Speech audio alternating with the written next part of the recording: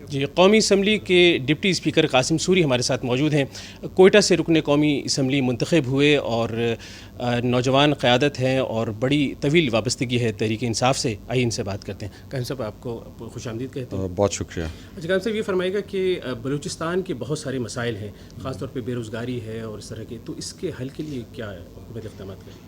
میں سمجھتا ہوں کہ حکومت جو ہے وہ اس کو احساس ہے، اور سب سے زیادہ جو ہے وہ پاکستان تحریک انصاف کو نوجوانوں نے ووٹ دیا، تو نوجوانوں کے لیے ہم نے جو ہے وہ کامیاب جوان پروگرام شروع کیا ہے۔ اس کے سٹارٹر اپ پروگرام کے لیے بھی میں کوئٹہ میں بیوٹم یونیورسٹی گیا، وہاں پہ نوجوانوں کو لیکچر دیا۔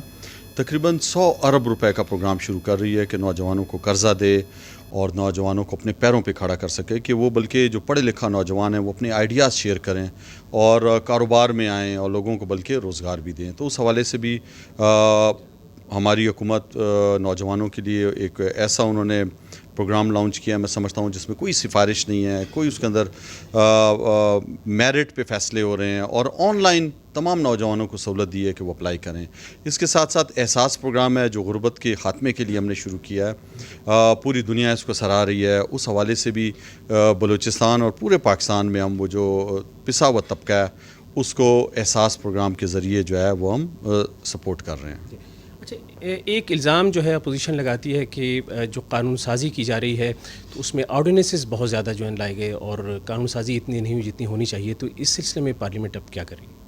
میں سمجھتا ہوں کہ پارلیمنٹ کا کام یہ ہے کہ وہ قانون سازی کرے، اور ہم پوری کوشش کرتے ہیں، اور آرڈیننس جو ہے وہ قانونی ایک چیز ہے۔ اگر اسمبلی کا اجلاس نہیں ہو اور حکومت سمجھتی ہے کہ اس کو قانون لانا ہے تو وہ آرڈیننس کے تھرو لے آتی ہے، اور آرڈیننس کو اس کے بعد اسمبلی سے ہی پاس کرانا ہوتا ہے۔ تو ہر دور میں یہ ہوا ہے، اور یہ قانون کا ایک حصہ ہے، ایک طریقہ کار ہے یہ بھی۔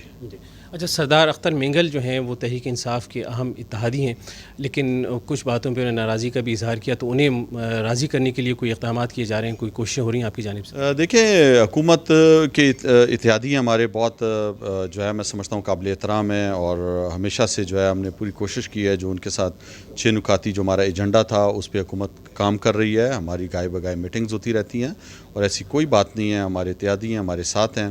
ابھی اوران کا خواتین کا مسئلہ تھا، اس پہ ہم نے جو ہے اسی ٹائم وہ مسئلہ حل کرایا، اور میں سمجھتا ہوں کہ بلوچستان کے جو معاملات ہیں اس میں عمران خان صاحب واحد لیڈر ہیں جو سمجھتے ہیں، بلوچستان کے ہر حصے میں گئے ہوئے ہیں، اور ان کی محرومیوں کا ہمیں احساس ہے، اور ہم پوری کوشش کر رہے ہیں کہ وہ بلوچستان کے مسائل کو ترجیحی بنیادوں پہ حل کریں۔ قاسم سوری ڈپٹی اسپیکر قومی اسمبلی ہمارے ساتھ موجود تھے، اور ان کا یہ کہنا ہے کہ بلوچستان کے مسائل بالخصوص بے روزگاری دور کرنے کے لیے حکومت اقدامات کر رہی ہے، اور ان کا یہ بھی کہنا تھا کہ پارلیمنٹ قانون سازی کے لیے بھی اپنا کردار ادا کر رہی ہے، اور جلد نئے قانون جو ہے وہ بھی پاس کیے جائیں گے۔